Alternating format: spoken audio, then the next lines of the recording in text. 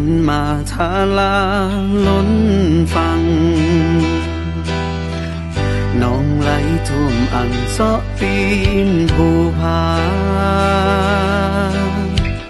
ดินเจือนถล่มทนทางไปมาหัวสวนพื้นนา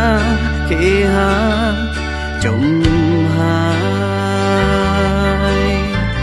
ในทุกเขตแคว้นหลายแห่งของลาวหม่นมองต้องเศร้าทรัพย์สินมาลายเพื่อนพี่น้องลาวต่างก็ห่วงใยแบ่งปันน้ำใจส่งไปถึงกันโอ้สายฝนเจ้าหล่นปนน้ำตาโอ้สายทาราเจ้าบ่เมตตาสงสารโกรธแค้นเรื่องใดจึงได้ล้างผ่านโทษฤดูกาลท่วมบ้านทุกปีพี่น้องทุกคนอดทนใจสู้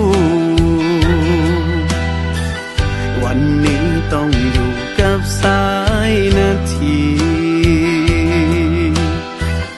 ทุกหน่วยงานช่วยเหลือเต็มที่ปลอดภัยหลีกหนีจากอุทกภัย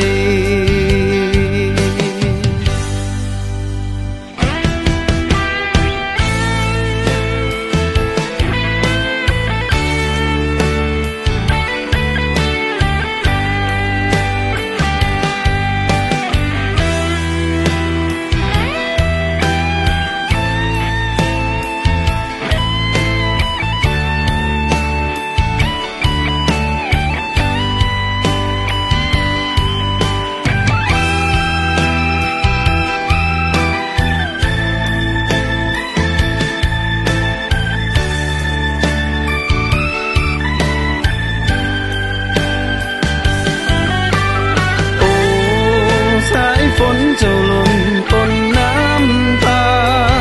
โอ้สายทาราเจ้าบ่เมตตาสงสารโกรธแค้นเรื่องใดจึงได้ล้างผ่า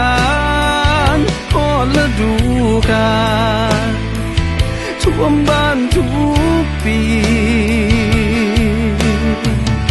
พี่น้องทุกคนอดทนใจสู้วันนี้ต้องอยู่กับสายนาทีทุกหน่วยงานช่วยเหลือเต็มที่ปลอดภัยหลีกหนีจากอุทกภัยปลอดภัยหลีกหนีจากอุทกภัย